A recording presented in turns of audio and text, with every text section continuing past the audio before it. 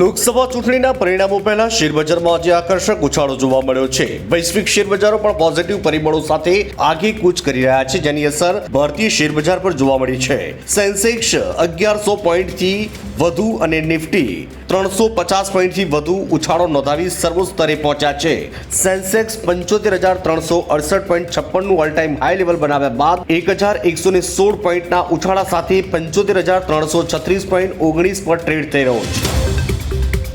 મહારાષ્ટ્રના અહેમદનગરમાં પ્રવરા નદીમાં 2 બાળકો ડૂબી ગયા હતા। ડૂબી ગયેલા બાળકોને શોધવા માટે એસડીઆરએફના જવાનો પ્રવરા નદીમાં બોટ લઈને ઉતર્યા હતા। શોધખોળ અભિયાન દરમિયાન એક બાળકનો મૃતદેહ મળી આવ્યો હતો અને બીજાનો મૃતદેહ મળ્યો ન હતો।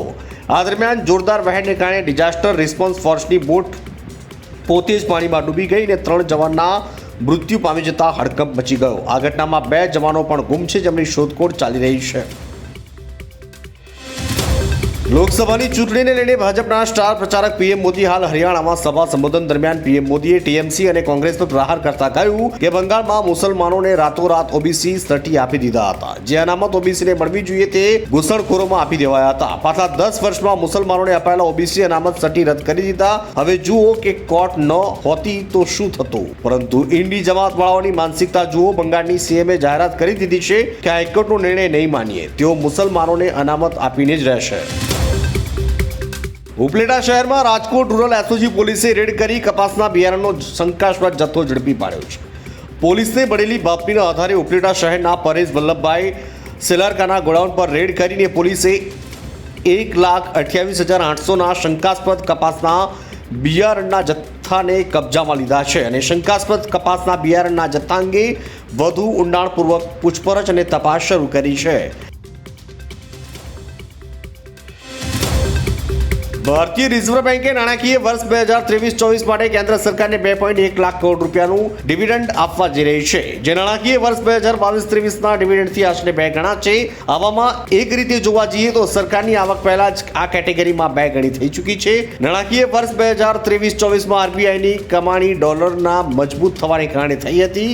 આરબીઆઈ લગભગ $250 બિલિયન મૂલ્યના યુએસ સરકારી બોન્ડ ખરીદ્યા, તેના પર મળતા વ્યાજમાં ઘણી કમાણી કરી।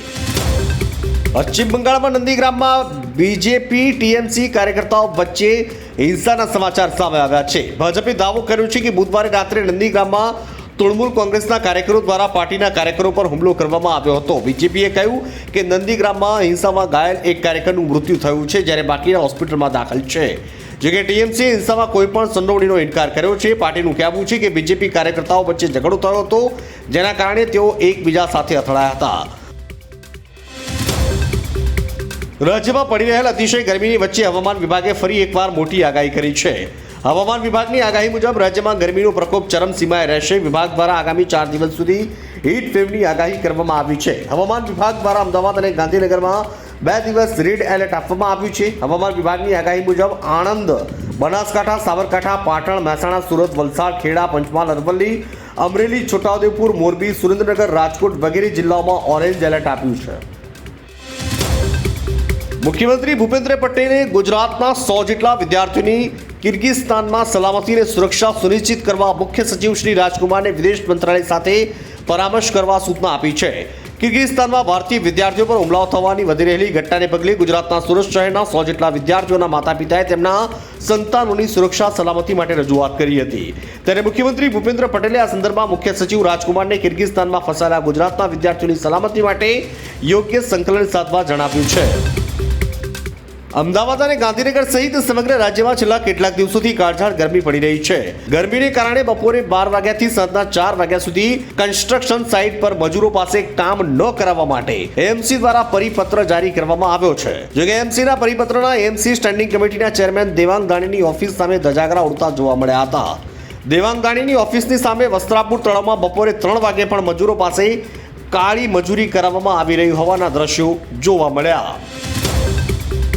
હીટ સ્ટ્રોકને કારણે ગઈકાલે શાહરૂખ ખાનની તબિયત અચાનક બગડી હતી, ત્યારબાદ તેમને હોસ્પિટલમાં દાખલ કરવામાં આવ્યા હતા।